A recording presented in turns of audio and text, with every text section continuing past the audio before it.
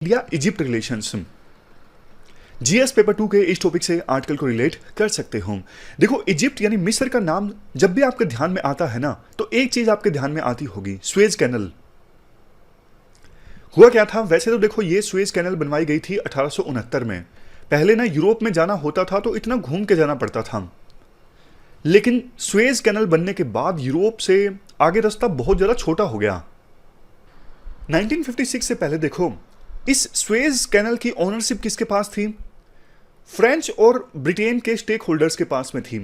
लेकिन जैसे आपको याद होगा ना, जब इंदिरा गांधी प्रधानमंत्री थी तो इंडिया में बैंकों का नेशनलाइजेशन हो गया था, यानी सरकार की ओनरशिप में आ गए थे वो बैंक।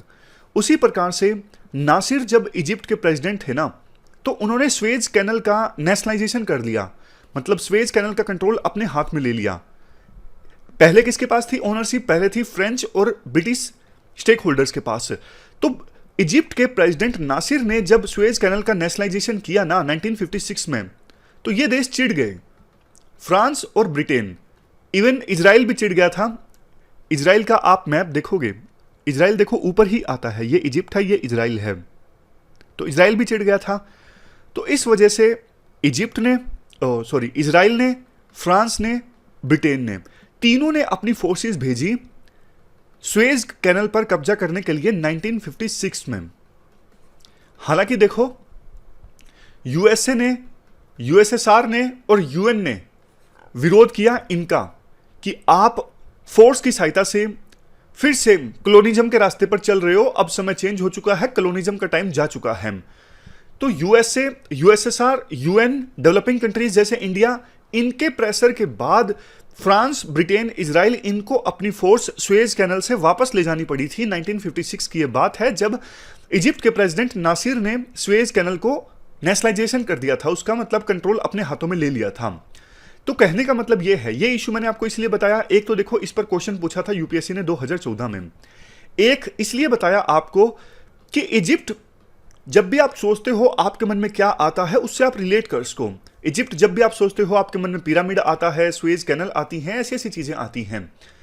इंडिया इजिप्ट रिलेशंस की बात करें, हाल ही में इजिप्ट ने एक पोस्टेज स्टैंप रिलीज की थी। 75 साल पूरे हो गए इंडिया और इजिप्ट के डिप्लोमेटिक रिलेशन से इस्टेब्लिश हुए, उसे सेलिब्रेट करने के लिए। देखो, इजिप्ट और इंडिया साथ साथ थे। नैम के दौरान नॉन अलाइन मूवमेंट चली थी, नेहरू और इजिप्ट के प्रेसिडेंट थे नासिर, दोनों के बीच में अच्छी बनती थी, दोनों नैम के लीडर थे। लेकिन देखो, बाद में आपको पता है 1962 का वार इंडिया हारा, तो एकदम से फिर इंडिया ने अपने आप पे फोकस करना स्टार्ट कर दिया और वर्ल्ड की बड़ी एक्टिविटीज में, इंटरनेशनल पॉलिटिक्स में इंटरेस्ट दिखाना थोड़ा कम कर दिया। अगर देखो सिग्निफिकेंस की बात करें, चैलेंजेस की बात चलो हम बाद में करेंगे, सिग्निफिकेंस की बात करें, क्या सिग्निफिकेंस है इंडिया और इजिप्ट रिलेशंस की। इजिप्ट के देखो पोजीशन बहुत बढ़िया है, सुएज कैनल यहां से गुजरती है और एक प्रकार से ना यूरोप, अफ्रीका, एशिया, इनके बीच में आपस में ट्रेड होना हो, बीच में इजिप्ट आता है, स्ट्रेटेजिक लोकेशन है काफी ज्यादा। अरब नेशंस के साथ इंडिया को अगर टाइज मजबूत करने हैं, रिश्ते मजबूत करने हैं, तो उसमें इजिप्ट का रोल है। और इजराइल के साथ इजिप्ट की सीमा लगती है, इस वजह से इजिप्ट की क्या अप्रोच है इजराइल को लेके, इजराइल के दुश्मन देशों को लेके, फॉर एग्जांपल ईरान को लेके, वो भी इंडिया के लिए मायने रखती है। नेक्स्ट, इजिप्ट देखे चूंकि पार्ट है नैम का, G77 ग्रुप का, जो डेवलपिंग कंट्रीज का ग्रुप है, तो ग्लोब में साउथ में जो कंट्रीज आते हैं ना, उनके बीच में अगर साउथ साउथ कोऑपरेशन इस्टेब्लिश करना हो, उसमें भी इजिप्ट का रोल काफी अहम हो सकता है। सिक्योरिटी देखिए, देखो इजिप्ट में भी इस्लामिक स्टेट समेत दूसरे जो टेररिस्ट ग्रुप्स हैं वो अपने पैर पसार रहे हैं और इंडिया को भी टेररिज्म से खतरा है, तो दोनों देश मिलकर काम कर सकते हैं। एनर्जी सिक्योरिटी की बात कीजिए, इजिप्ट एक oil and gas exporting middle income country है और इंडिया आपको पता है एक ऐसा देश है जहां पे ऑयल और गैस की कमी है, इंडिया लो इनकम कंट्री है। और क्या सिग्निफिकेंस है? सोलर एनर्जी, देखो सोलर एनर्जी को लेके India one of the leading country है पूरे वर्ल्ड में। इंडिया ने फ्रांस के साथ मिलकर इंटरनेशनल सोलर अलायंस भी इस्टेब्लिश किया। दूसरी तरफ देखो, अगर अफ्रीका की बात करें तो उसमें Egypt one of the biggest producer है सोलर एनर्जी का, तो कोऑपरेशन का स्कोप काफी ज्यादा है। इसके अलावा देखो, इजिप्ट एक ऐसा देश है जो बहुत ज्यादा ग्रीन हाइड्रोजन एनर्जी में इन्वेस्टमेंट को अट्रैक्ट कर रहा है और इस काम में इंडियन कंपनीज भी काफी ज्यादा इंटरेस्टेड हैं।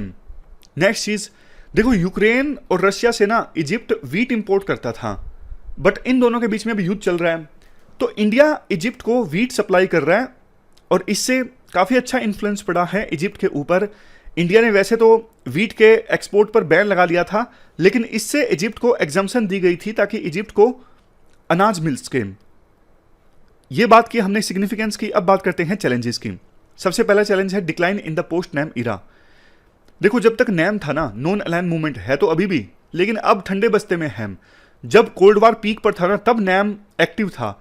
उस समय इजिप्ट और इंडिया के रिलेशंस काफ़ी अच्छे थे। हमारे लीडर थे नेहरू और उनके लीडर थे नासिर। दोनों चाहते थे कि एक थर्ड मोर्चा आना चाहिए जो ना यूएसए के साथ हो ना यूएसएसआर के साथ हो, जो अपने इंटरेस्ट पे काम करे। लेकिन जब नैम इनएक्टिव हो गया ना, उसके बाद रिलेशंस में, इंडिया इजिप्ट के रिलेशंस में भी थोड़ा ठंडक आ गई। Next, instability in Egypt. देखो इजिप्ट में इंस्टेबिलिटी है, मतलब कि वहाँ पे टेररिस्ट थ्रेट काफ़ी बड़ी है और इसके अलावा परमानेंट डेमोक्रेसी भी नहीं है, समय समय पर कू आता रहता है। ये भी एक चीज़ है जो इंडिया इजिप्ट रिलेशंस में एक बाधा है। नेक्स्ट है रिलेशंस विद चाइना। चाइना और इजिप्ट ने मिलकर स्ट्रेटेजिक पार्टनरशिप इस्टेब्लिश की, दोनों के बीच में मिलिट्री इंगेजमेंट हो रहा है, तो ये इंडिया के लिए एक कंसर्निंग चीज़ है। और देखो ये एक ऐसी चीज़ भी है जिसने मोटिवेट किया है इंडिया को कि वेस्ट एशिया के साथ, दूसरे एरियाज के साथ रिलेशन इंप्रूव किए जाएं। क्योंकि देखो चाइना हमारा दुश्मन देश है, चाइना का हर जगह इन्फ्लुएंस बढ़ता है, तो इंडिया के लिए खतरा है। अब लास्ट में बात आती है वे फॉरवर्ड में क्या किया जा सकता है। सबसे पहले इंक्रीजिंग इकोनॉमिक एंगेजमेंट। अभी तक जो अनटैप्ड पोटेंशियल वाले एरियाज हैं ना, जैसे tourism, food security, natural gas, green hydrogen, green ammonia, pharmaceuticals, IT, new age technologies, tourism, इन सब पर ज़्यादा फोकस किया जाए। इनमें ट्रेड की संभावनाएं काफ़ी ज़्यादा हैं। अभी जो पेंडिंग इश्यूज है ना बायलैटरल ट्रेड में, वो एड्रेस किए जाएं। ट्रेड प्रमोट किया जाए दोनों देशों के बीच में, मतलब ये इंश्योर किया जाए ज़्यादा से ज़्यादा ट्रेड हो। इजिप्ट में देखो एक proposed Suez canal free trade zone है, मतलब Suez canal free trade zone जो अभी प्रपोज्ड है, यहाँ पे इंडियन इन्वेस्टमेंट हो सकती है, जिससे अफ्रीका और यूरोप में इंडिया का एक्सपोर्ट ज़्यादा होगा। नेक्स्ट देखो जो सेंसिटिव रीजनल इश्यूज है ना, उनको डील करने में इंडिया की अप्रोच थोड़ी प्रैक्टिकल होनी चाहिए। जैसे कि देखो इजिप्ट और इजराइल के रिश्ते अभी काफ़ी अच्छे हैं, तो इंडिया, इजिप्ट, इजराइल तीनों वो देश हैं जो टेररिस्ट के थ्रेट से सफ़र कर रहे हैं। तीनों आपस में इंटेलिजेंस शेयर कर सकते हैं, जो तीनों के लिए म्यूचुअली बेनिफिशियल रहेगा। Next point, tapping opportunities in Africa.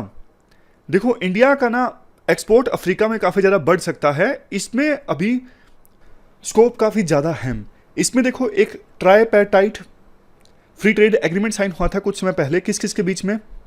ये 3 ऑर्गेनाइजेशंस हैं, southern African development community SADC, COMESA, इसका पूरा नाम है regional economic communities for common market for eastern and southern Africa. और सबसे लास्ट में EAC यानी ईस्ट अफ्रीकन कमीशन। तीनों के बीच में ना एक 3 पक्षीय यानी ट्राइपैटाइट एग्रीमेंट साइन हुआ था, तो इससे इंडिया फ़ायदा उठा सकता है इजिप्ट को हब बना के, मतलब इजिप्ट को हब बना के अफ्रीका में इंडिया पैर पसार सकता है।